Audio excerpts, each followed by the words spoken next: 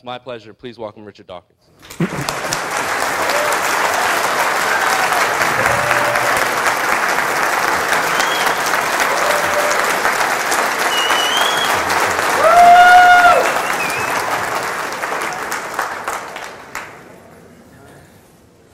I bring greetings from that little-known region, the rest of the world,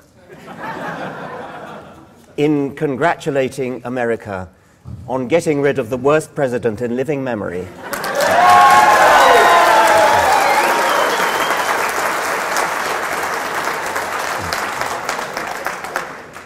We too in Britain have got rid of his comrade in arms, comrade in faith, Tony Blair.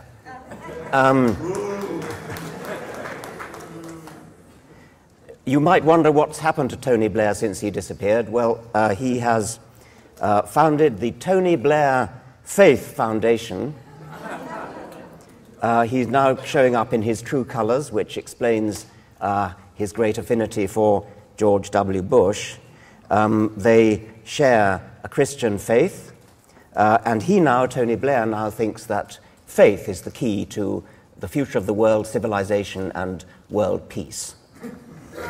A document has fallen into my hands, which is a letter from the chief fundraiser of Tony Blair's new foundation. And I thought I would begin by, this is going to be a kind of four-part talk. Okay. This is the letter from the chief fundraiser of Tony Blair's foundation, which has unexpectedly fallen into my hands.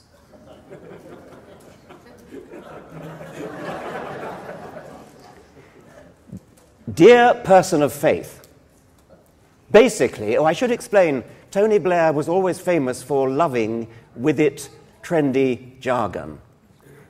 He loves using words like cool and office speak, like thinking out of the box, and phrases, you know the kind of thing. Dear person of faith, basically, I write as fundraiser for the wonderful new Tony Blair Foundation, whose aim is to promote respect and understanding about the world's major religions and show how faith is a powerful force for good in the modern world. I would like to touch base with you on 6 key points from the recent New Statesman piece by Tony, as he likes to be called by everybody, of all faiths, or indeed of none, for that's how tuned in he is.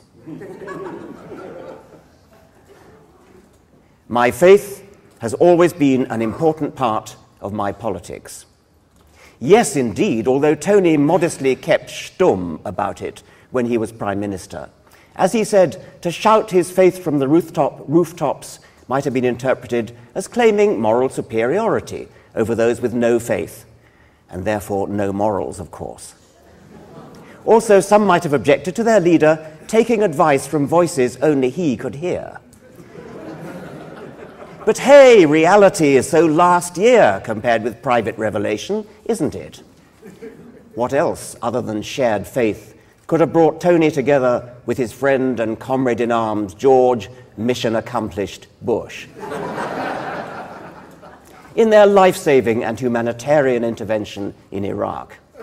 Admittedly, there are 1 or 2 problems remaining to be ironed out there, but all the more reason for people of different faiths, Christian and Muslim, Sunni and Shia, to join together in meaningful dialogue to seek common ground, just as Catholics and Protestants have done so heartwarmingly throughout European history.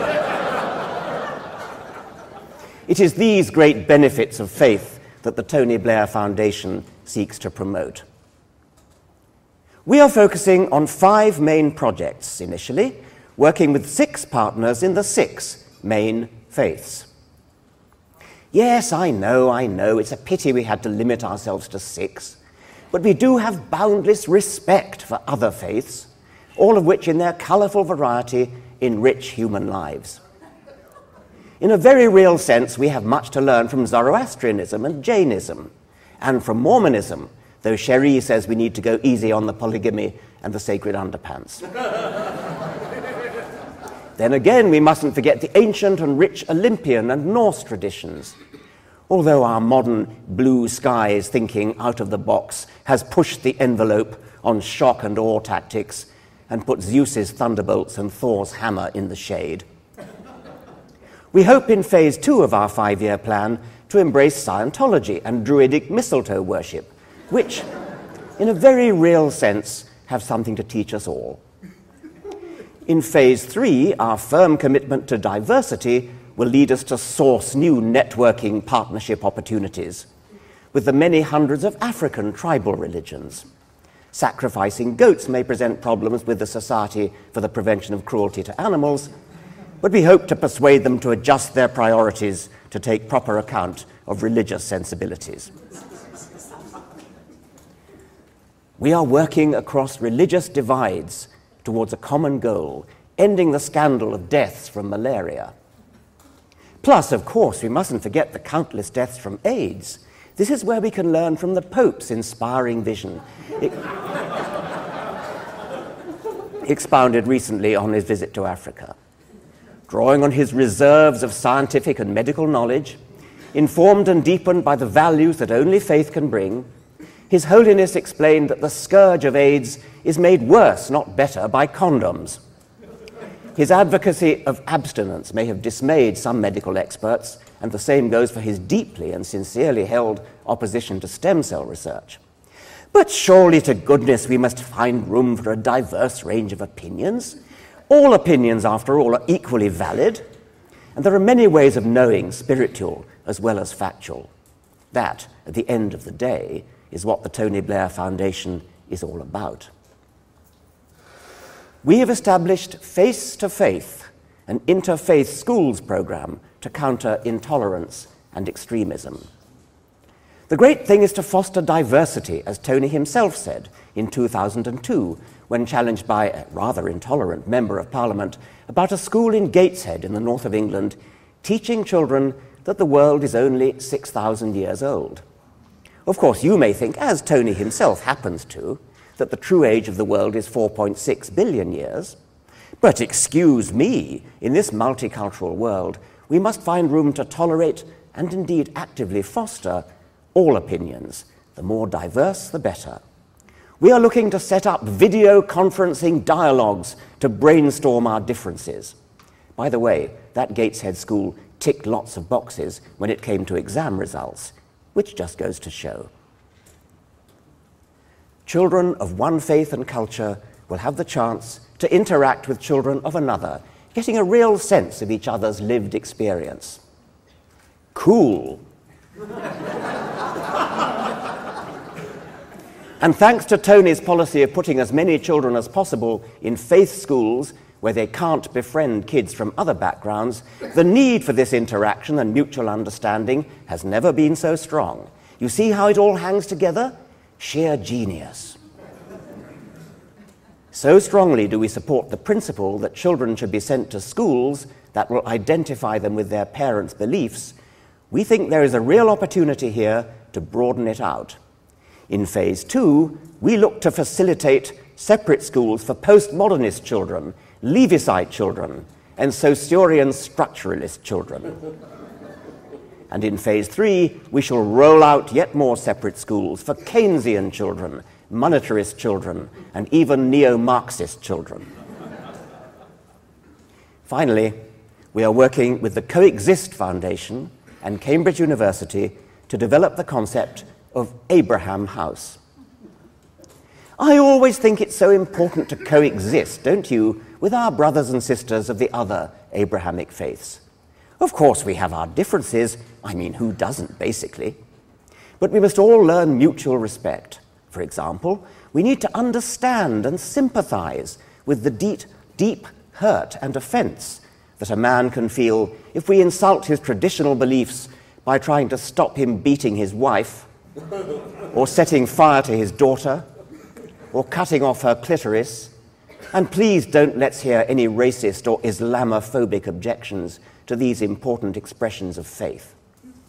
We shall support the introduction of Sharia courts, but on a strictly voluntary basis, only for those whose husbands and fathers freely choose it.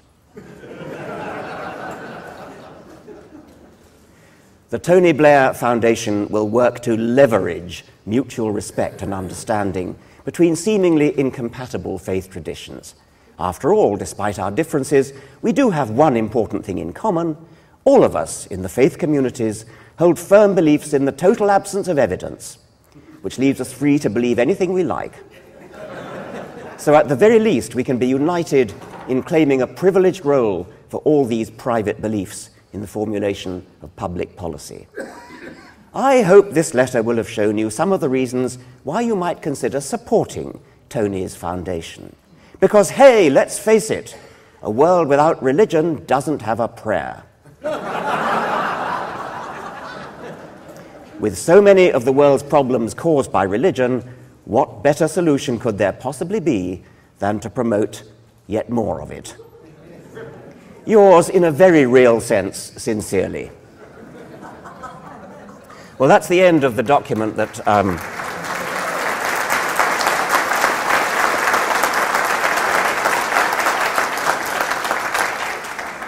I now want to turn to part two. By the way, the part that I think might be really important is part four, and I hope I get time to get to it, which is I thought it might be helpful to have an extended question and answer session on evolution and creationism and how to deal with creationists, because this may be something that many of you need to do. Maybe you need to have arguments with creationists rather often, and you may have questions about evolution that I might be able to help to answer. So I hope to get to part four.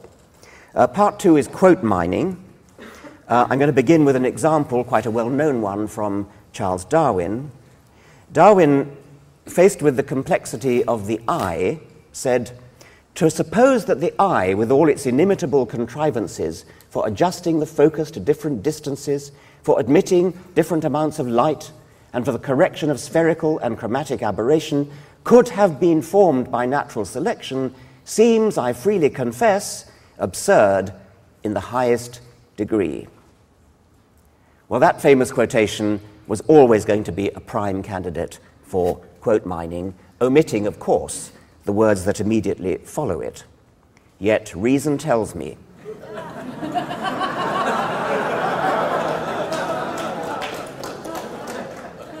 I think you know it. And you can read it anyway.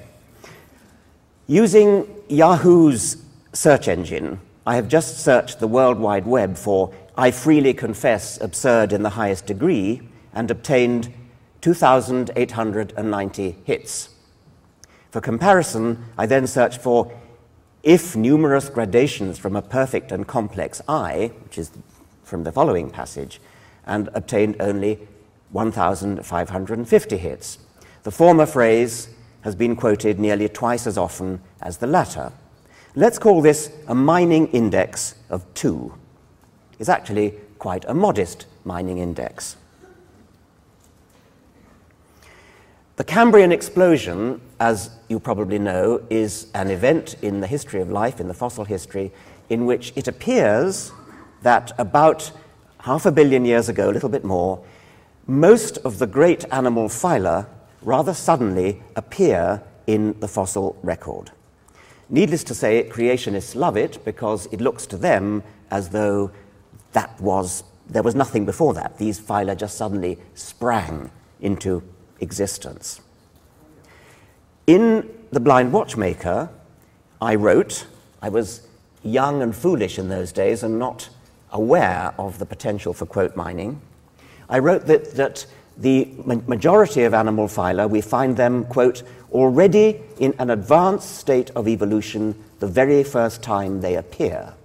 It is as though they were just planted there without any evolutionary history. I went on to say, needless to say, this appearance of sudden planting has delighted creationists. Well, I was savvy enough, evidently, to realize that creationists would love it, but not, in 1986, savvy enough to know that they would gleefully quote my lines back at me in their own favor, carefully admitting what followed, which was a rather lengthy explanation of the Cambrian explosion and about how, in fact, it must have been preceded by a very long period of evolutionary history. I went on to say, Evolutionists of all stripes believe, however, that this really does represent a very large gap in the fossil record. Well, I did my quote mining index calculation on this as well. I took the phrase, "It is as though they were just planted there without any evolutionary history." I subjected that phrase to Yahoo's search engine and got 1,250 hits. I then looked at the next bit. Evolutionists of all stripes believe, however, that this really does represent a very large gap in the fossil record, and got 63 hits. This gives a mining index, 1250 divided by 63, of nearly 20, 19.8. I want now to introduce a special kind of quote mining, which I think you'll recognize when you see it. I call it mining the Eddington concession. Sir Arthur Eddington was a famous British astronomer and also popularizer of science. I've used this quotation often for other purposes. I'm going to read it one more time. Eddington was trying to emphasize the unique, almost, importance of the second law of thermodynamics, and he chose to do it in this way. If someone points out to you that your pet theory of the universe is in disagreement with Maxwell's equations, then so much the worse for Maxwell's equations. If it is found to be contradicted by observation, well, these experimentalists do bungle things sometimes. But if your theory is found to be against the second law of thermodynamics, I can offer you no hope. There is nothing for it but to collapse in deepest humiliation. Notice the rhetorical device that Eddington is using here. Clearly, he wasn't seriously intending to cast doubts on Maxwell's equations, nor on the competence of experimental physicists. Precisely the opposite. Eddington's manifest respect for Maxwell's theorizing and for experimental physicists was designed to highlight his final extolling of the unbudgeable veracity of the second law of thermodynamics. That rhetorical device is what I am naming the Eddington concession. If a journalist, say, reading the Eddington quotation, announced to the world that Sir Arthur Eddington is skeptical of Maxwell's equations, or Sir Arthur Eddington thinks experimental physicists are all bunglers, that would be mining the Eddington concession. Under the auspices of an American religious foundation, in October 2008, I had a public debate in Oxford with a Christian apologist, an Irish mathematician called John Lennox. A couple of days later, the same John Lennox went up to Scotland, to Inverness, where he spoke to a large audience, and he quoted the recent Oxford debate with me. But finally, and this is the grand irony, I was stunned last Tuesday night, completely stunned by this. Richard Dawkins started off by saying that he'd no difficulty with the concept of Einstein's God. Now, he says this in his book. Einstein's God, that is, in some sense, the laws of nature or something like this, which is interesting because it shows that he senses there's a need for an explanation of the beginnings of things. We asked him directly, how did it all begin? He doesn't know. So it's a matter of faith, whether it's blind or not, you must judge, for him, that there's a purely naturalistic explanation of it. But the very fact that he would talk about Einstein's God, even in his book, fascinated me. But now came the stunning revelation. And I missed it in one sense, and when the lecture was over, I realized what he'd said. He said a good case could be made for the deistic God. Well, that's staggering. Because that's exactly what happened to Antony Flew not long ago. Antony Flew is a philosopher who used to have Dawkins' place in the world as the world's most famous atheist, a world expert in the philosophy of David Hume, who comes from Scotland, as all of you know. And Antony Flew, at a high age, has become convinced of deism. That is, there is a God who started it all off. And what convinced him? DNA and its complexity. The nature of its complexity. Not just that it's complex. This glass of water is complex, ladies and gentlemen. It's the semiotic nature of the complexity. And yet here is Richard Dawkins last Tuesday saying a good case can be made for a deistic God. But look what that does with his argument. From simple to complex. Deism says there must have been a God in the beginning to start it off because it's too complex. I don't know where the argument is going to go next, but I was utterly fascinated at this apparently new concession. Anthony Flew has moved a very long way. If Dawkins now believes that a good case can be made for deism, then it seems to me that knocks the heart out of his argument about complexity here. But we're not finished yet. Now, let's go back to the Oxford debate of a few days earlier, and I hope once again you'll forgive me for playing an actual recording of a minute or so of what I said there, so that you can see what John Lennox was doing, mining the Eddington concession. The question for debate in Oxford was, has science buried God? And the chairman began by putting it to me point blank. As we begin, is has science buried God? Well, which God? I mean, we could take Einstein's God, which is not really a personal God at all, but which is a sort of poetic metaphor for the mystery, that which we don't understand about the universe. We could take a deist God, a sort of God of the physicists, a God of somebody like Paul Davies, who devised the laws of physics, God the mathematician, God who put together the cosmos in the first place and then sat back and watched everything happen. And that would be, the deist God would be one that I think it would be, one could make a reasonably respectable case for that, not a case that I would accept, but I think it is a serious discussion that we could have. The third kind of God is one of which there are thousands and thousands of varieties, Zeus and Thor and Apollo and Amun-Ra and Yahweh. And we don't actually need to go through all those because as Larry has said, I've encountered John Lennox before, and I know what the God he believes in, which is the Christian God. So we only have to talk about the Christian God. John Lennox is a scientist who believes that Jesus turned water into wine. A scientist who believes that Jesus somehow influenced all those molecules of H2O and introduced proteins and carbohydrates and tannins and alcohol and turned it into wine. He believes that Jesus walked on water.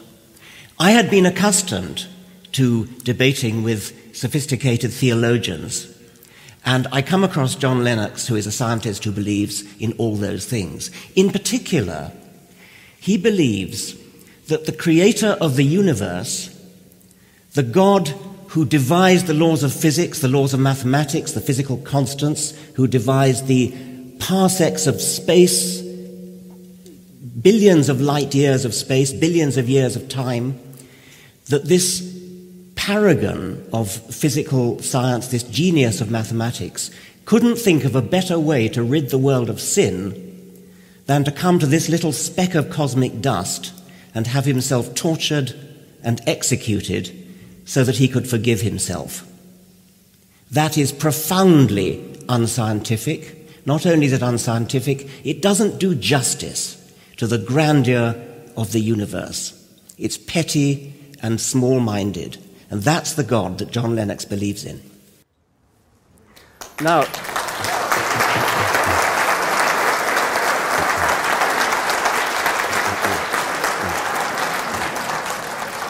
I think you get the point. I was precisely doing an Eddington concession.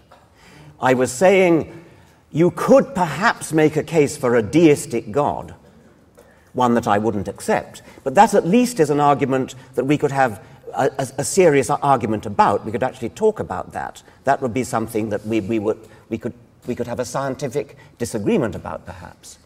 But I didn't need to do that because I already knew that John Lennox believed that Jesus turned water into wine, walked on water, etc. I was deliberately making the Eddington concession about deism in order to show up, by contrast, the fatuousness of this man's beliefs. And yet see what he did. He took the Eddington concession, went up to Scotland 2 days later, and said that I was being converted to deism like Anthony Flew.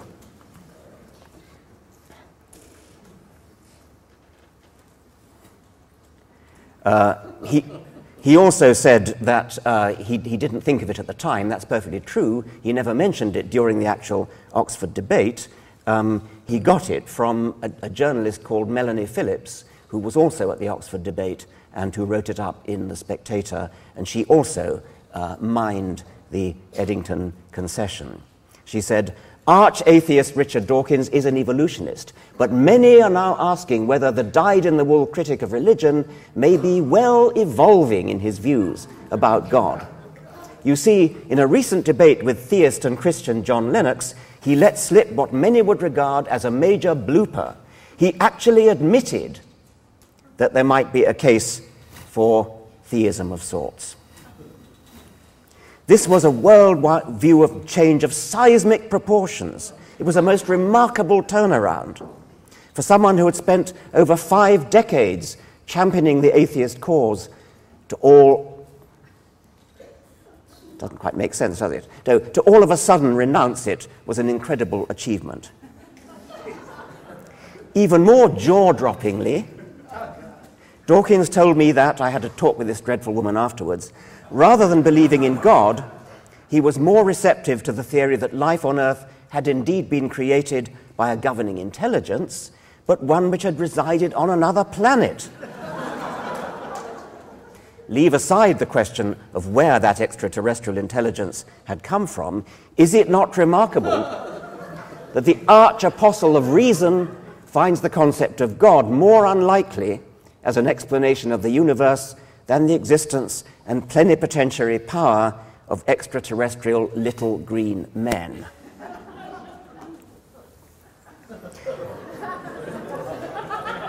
Melanie Phillips is sufficiently infamous throughout Britain. You won't have heard of her, but she is infamous as one of the most bigoted and unpleasant journalists in the whole of British journalism. It's easy to see why John Lennox, in his Scottish speech, preferred not to acknowledge her as the source of his stunning and staggering revelation.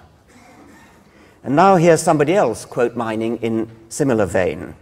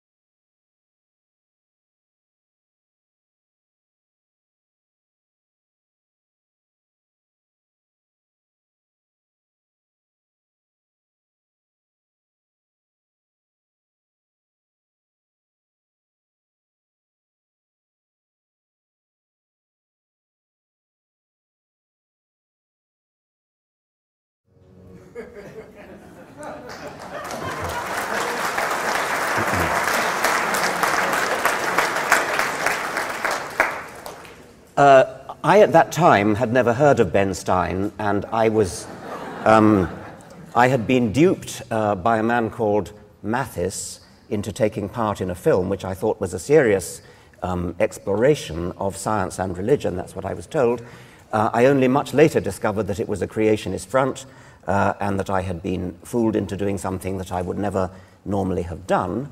When I spoke to Ben Stein, I took him seriously. I thought he was, well, until the end of that interview, as you saw. And when he asked me that question, something like, could you ever imagine any kind of intelligent design, I bent over backwards to try to give intelligent design its best shot. Its best shot for me was something like design by an alien intelligence, something like what Francis Crick and Leslie Orgel had proposed as directed panspermia. I don't believe in that. I didn't believe in that. I never said I did believe in that. But I was trying to bend over backwards to give intelligent design its best shot.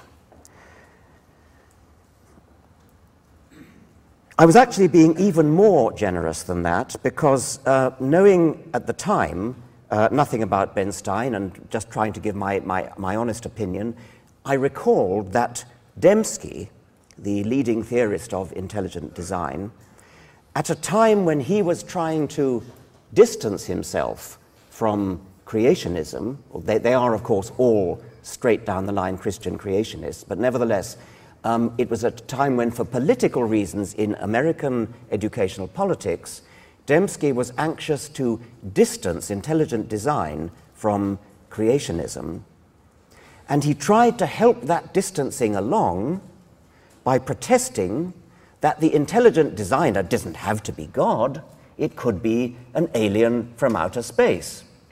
Dembski said that. I actually remembered that when Ben Stein asked me that question, and I thought I was actually offering Dembski an olive branch by acknowledging his admittedly disingenuous suggestion that the intelligent designer might not be God, but might be an alien from outer space. So the quote mining in that case was even worse than it appears. Now, I do think that the question of is there life elsewhere in the universe is a genuinely interesting question, and one that actually has theological implications. Along with most scientists, I believe the answer to the question, is there life elsewhere in the universe, is probably yes. Although, unlike most scientists, I do have an argument for suggesting that it might be, that life on this planet might be literally unique. I'm a bit out on a limb there. Most scientists think there must be life elsewhere in the universe.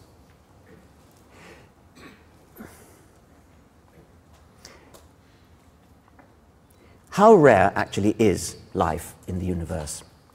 What if it is so staggeringly rare that we literally are the only life form in the entire universe?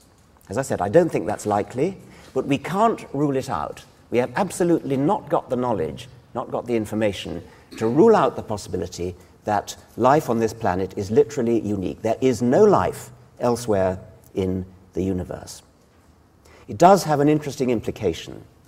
Since the number of available planets is up in the billions of billions, it would follow that if life has arisen only once, the likelihood of arising on any planet is staggeringly low, and therefore, when we on this planet speculate as chemists, more or less has to be chemists, speculate as chemists on how life on this planet might have started, we would have to be looking for a theory of the origin of life so vanishingly improbable as to qualify by the ordinary standards of human judgment as impossible.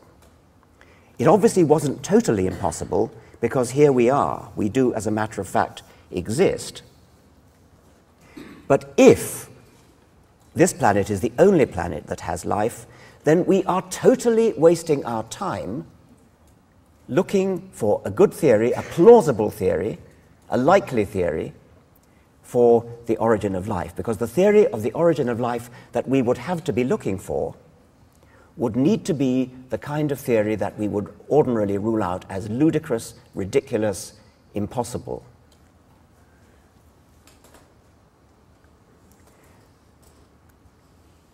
In 1950, the great Italian physicist Enrico Fermi was having lunch at Los Alamos with two colleagues from the Manhattan Project, and he suddenly said, "Where is everybody?" And his physicist colleagues knew what he meant. Why have we not been visited by a superior civilization from outer space?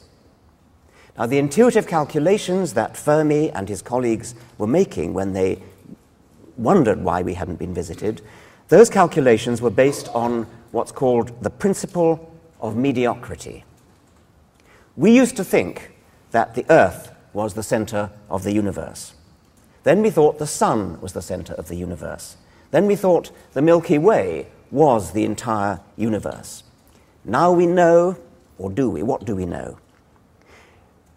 From our point of view, the point of the principle of mediocrity, the point is that we've had our fingers burned before in history whenever we made parochial assumptions based on our immediate surroundings. The principle of mediocrity is the antidote to the temptation to think there's something special about us. We apply the principle of mediocrity to the origin of life, and we conclude that there must be life elsewhere, because why should this planet be so special? But in that case, Fermi wondered, where is everybody? There is a loophole, which is that the origin of life might not be all that improbable, but the origin of technological life, the sort of life that's capable of visiting us, either in person or by radio, that constitutes a larger barrier. I've written down there 4 possible barriers to our being visited from outer space. The first of them is that the origin of life might be very hard to arise. I've already dealt with that. The second one is that technological life might be very hard to arise, to evolve, I should say. The universe may be full of life at a bacterial level of sophistication. That might be an easy thing to happen. Origin of life might be an easy thing to happen. But a subsequent barrier to producing the sort of advanced technology that would be capable of visiting us has not been accomplished. It has been pessimistically suggested that technological life, when it arises, is extremely short-lived because it almost immediately blows itself up. So there could be little winking lights of technology going on and off around the universe.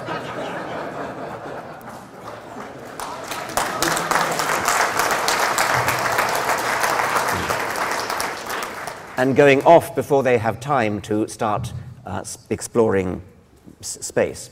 Or, fourthly, it could be that technological life is too intelligent to want to bother to visit us. Now, the principle of mediocrity can deal with all those barriers. We can do the same kind of calculation for technological life as we did for life itself. And we can come to an equally paradoxical conclusion.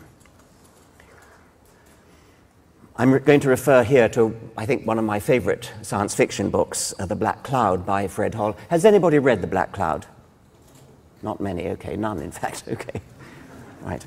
Strongly recommended, although the hero is a deeply obnoxious character. You have to just sort of get over that and learn some. It's one of those science fiction books where you really, really learn a lot of science in all sorts of different ways. It's like so much science fiction, it is about our being visited by a superior intelligence from outer space. And if a civilization was technologically advanced enough to visit us, then it would certainly have to be far more advanced than we are. No question about that. We are centuries away from having the technology for interstellar travel. And so if we are visited from elsewhere, that the individuals, or whatever they are, whatever they call themselves, who visit us, must be hugely superior to us. So superior that if we were ever to meet them, we would be gravely tempted to fall down on our knees and worship them as gods. But they would, of course, not be gods, and this is the important point that I want to leave you with. However godlike they might appear, they would surely obey Arthur C. Clarke's third law. Any sufficiently advanced technology is indistinguishable from magic. They would be even more advanced than us, than we are advanced over medieval peasants.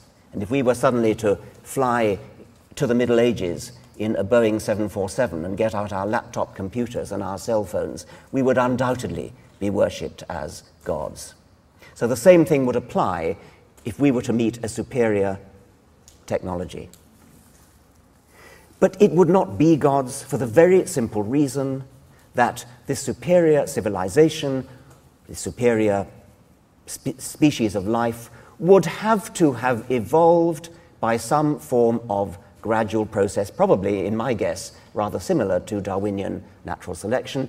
But if not Darwinian natural selection, then some kind of crane, as Dan Dennett calls it, as opposed to skyhook. You cannot suddenly conjure up out of thin air highly complex intelligence.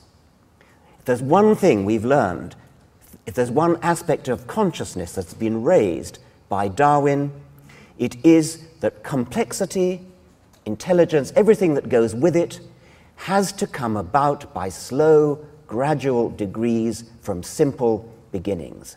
It doesn't matter how godlike the aliens from outer space may be, they will have evolved or come about by some kind of crane, some kind of gradual, incremental, explicable process, as opposed to a skyhook. And that is what I actually said to Ben Stein. They actually didn't even cut that bit. They apparently didn't even realize that that was the bit to cut.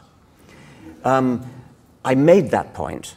Once again, I was bending over backwards, and once again, it was a case of quote mining. The important point is that anything that could have the attributes of an intelligence, including God's, could not just happen. They would have to have come about by a gradual, incremental process.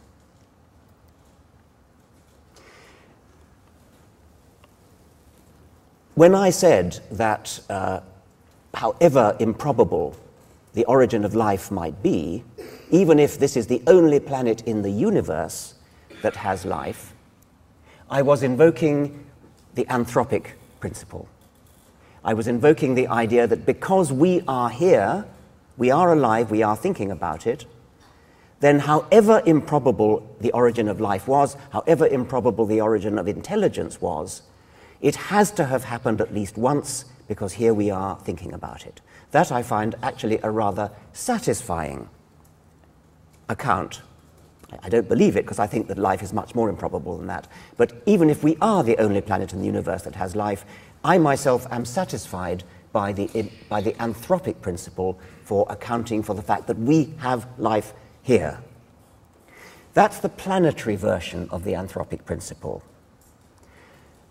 There is a cosmic version of the anthropic principle, which is, for some bizarre reason that I've never understood, often invoked by religious apologists who apparently don't understand that far from being a theistic argument, it is a profoundly atheistic argument. Some physicists have suggested that the universe, the laws of physics, the fundamental constants of physics, are fine-tuned in such a way as to bring us into existence. We have a message from outer space coming in.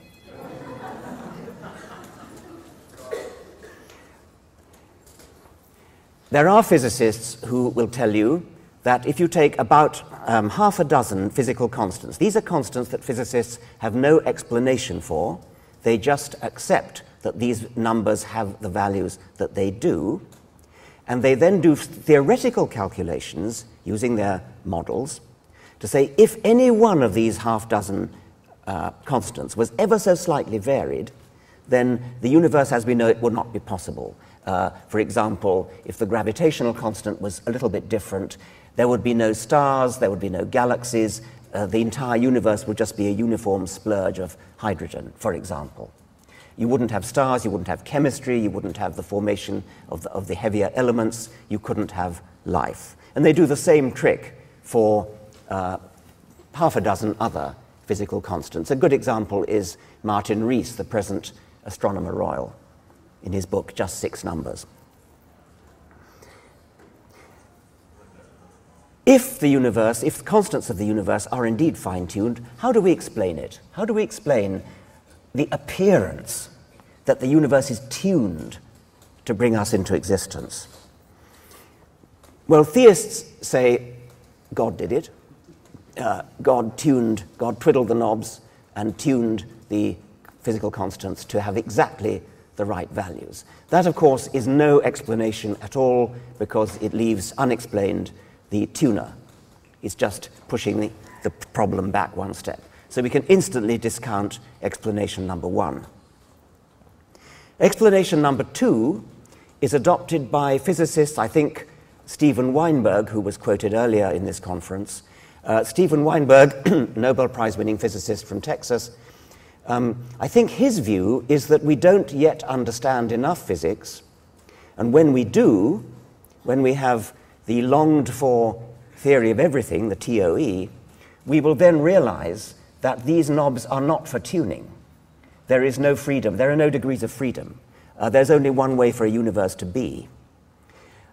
But that might leave some people unsatisfied because it still seems a bit uncanny that the only way for a universe to be is the way that eventually gave rise to us. The third explanation is, I think, the one that's probably favored by, oh no, there are four actually. Victor Stenger, who will be known to and greatly respected by many people here, denies that the universe is fine-tuned at all.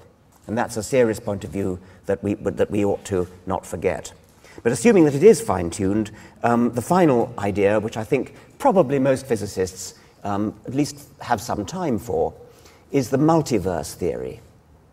This is the theory that arises out of the inflationary model of the universe, and it suggests that the universe that we know, the only universe of which we have any knowledge or any means of measuring, is a bubble in a foam of billions of bubbles, each one a separate universe. Is that me?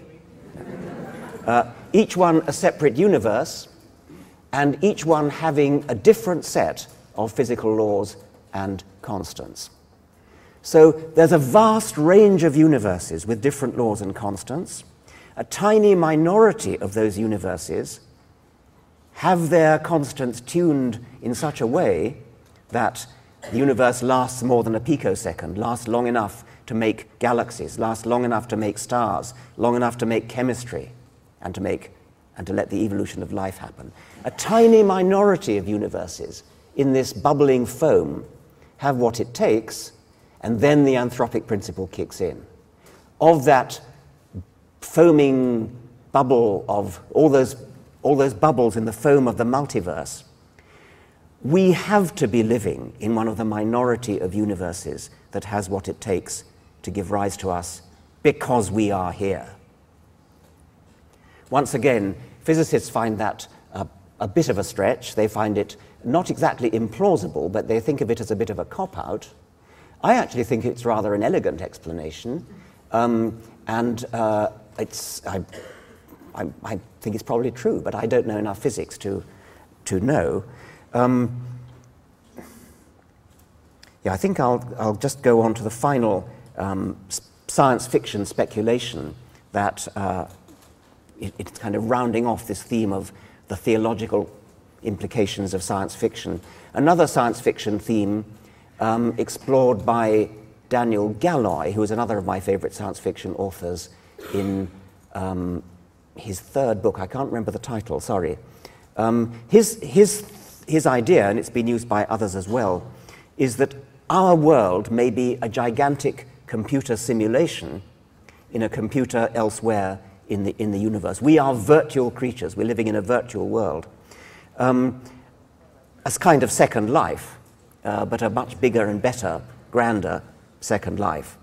I don't know whether you can rule that out. It may be philosophically absurd, but even if it were true, once again we would have the regress. You cannot have complexity, you cannot have the sort of complexity to build a computer, to build a second life software to run us, unless the creatures that built that computer evolved. Maybe they're also somebody else's second life, but sooner or later, regresses of that kind have to be terminated. You cannot suddenly invent complexity and intelligence. The only way to do it is to start from primeval simplicity and work up gradually. Darwin discovered one way in which you can go from primeval simplicity to prodigies of complexity, and who knows where that might end. There may be other ways. Obviously, I can't imagine what they would be, or I would have won the Nobel Prize for suggesting them. But whatever they are going to be like Darwinism, in that they are going to build progressively on primeval simplicity and work up gradually to the sort of complexity that's capable of living, that's capable of thinking, that's capable of building rockets that can go to other star systems, or that's capable of building a computer to simulate life. I'm going to stop there and pass on to part 4, which is... No, I haven't really got time, have I? 5 minutes. If anybody has questions, not necessarily about what I've said, but my part 4 theme was to have been, if I'd had time for it, was to have been how to deal with creationists. Anybody got any questions they want to answer? There's a word that keeps cropping up in some of your writings and even in Dr. Thompson, altruism. And it seems that, I'm not sure how the word is used in England, but having lived here in a very religious society, your idea of a your scratch my back, I'll scratch yours, reciprocity, that's not the way people understand the word here. And since we can't seem to, nobody can agree on the word, and we're in the minority, should we just use mutual reciprocity and abandon the word altruism? No, I don't see why we should do that. I think that altruism is a word in the English language that people understand. Mutual reciprocity is an explanation for altruism. It's not the only one necessarily. I think we need to keep separate the phenomenon itself from the explanation. Thank you. The question I need to present to you is, I come from a small town. The vast majority of people in this town are Christians, many of them fundamentalist Christians. I run a karate and yoga school there, in which the vast majority of them are these Christians, and I spend no small amount of time explaining that bowing and yoga postures have no ecclesiastical significance whatsoever. However, if I want to say what I'd love to say, much of which I get from your writing, I wouldn't be able to enjoy living in the woods, raising my children in an excellent public school system, and a lot of the other things that go with living in a small town. So please, how can I put some of our clever bumper stickers on my truck and still enjoy interacting with these folks? How can I... the best you can get is a draw in a discussion because religion is embarrassing to the religious. It's obviously a difficult problem which I'm not capable of solving. I can only hope that gradually more and more people who think like you will start to recognize each other, and it will start to become less unusual in a small town. And I think there may really be a critical mass phenomenon whereby once a certain critical mass, numbers of people have been reached, it'll just suddenly go, and then lots of other people, the dam will burst, and then lots of other people will realize that they've thought like you all along. I find that living in the southern United States, I'm surrounded by probably a higher population of creationists, or what I would call morons. And I find myself talking to common friends about the debate between the two, and it seems what always happens is something very similar to what happens with you and Ben Stein, where they keep saying, well, how did that happen? Well, how did that happen? And they keep going on till we reach a point where I do not have the knowledge of biology to answer the question. And they tend to use that point of the argument and saying, aha, I got you. What would you recommend for someone like me who has a basic understanding of biology and evolutionary theory, but not a complex knowledge in dealing with that type of problem in a discussion? Well, I don't think that the detailed knowledge that you're complaining of lack of actually is going to help anyway, because when it finally comes down to it, you should be winning the argument, because you are on the side of explanation in terms of true scientific phenomena that can be that really can offer an explanation. They are caught in this regress that I've mentioned, where they are simply looking for a gap in your knowledge and then saying God did it. But you finally get the last word by saying, but that doesn't help, because who did God? I mean, you've got to put it better than that, but it's never going to be an explanation. You can say, well, I'm not a biologist, so I can't give you the details of how the bacterial flagellum evolved, or whatever it is. But what I can say is that if there is an answer to that, science will find it. And your answer, the theistic answer, cannot be an answer. I have a half-sister that is going to one of the craziest local churches anywhere near where I live. They actually preach things like the ludicrous stories that fossils were placed there by the devil to test their faith, and that black people don't have souls. I wish I was kidding. And she is a strong, devout believer in creationism. I was wondering if you think there is absolutely any hope for these people to get out of this mental hole in the ground that has absolutely no point to it. I didn't really hear that, but it sounds to me as though that might be a question for Dr. Thompson, rather for a psychologist, rather than for me. I'm from a much more typical Bible Belt town, Augusta, Georgia, and I work in television news, unfortunately, in Augusta. And because our target audience, our demographic is conservative Christian, we get away with a lot of Christian stories that otherwise we wouldn't be able to, because that's our audience, 95% Christians. I know you've been on CNN and unfortunately Fox News, some other mainstream media here. Can you just tell me a little bit about what you think about the mainstream media concerned religion-wise in the United States and your experiences with that? I don't have that much experience. I believe that the perception that the United States is an overwhelmingly Christian country may be exaggerated. Christopher Hitchens is certainly of that opinion. Whenever I have traveled in the so-called Bible Belt, I have received, if anything, warmer receptions than I have in the nominally more civilized parts of the country.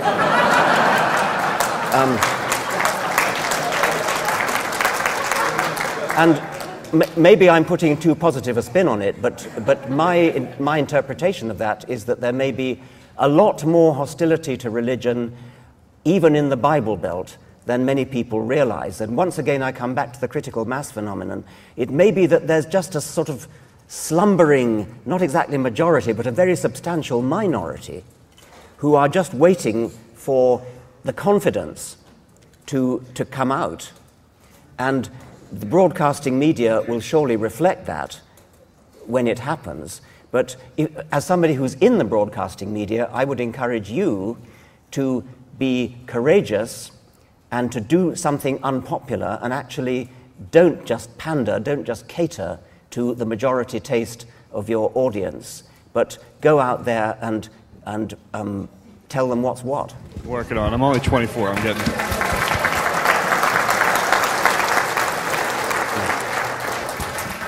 Hi. Last question. Thank you. All right. you've done debates all around the world. Have you ever had a clever or interesting argument from the other side? No.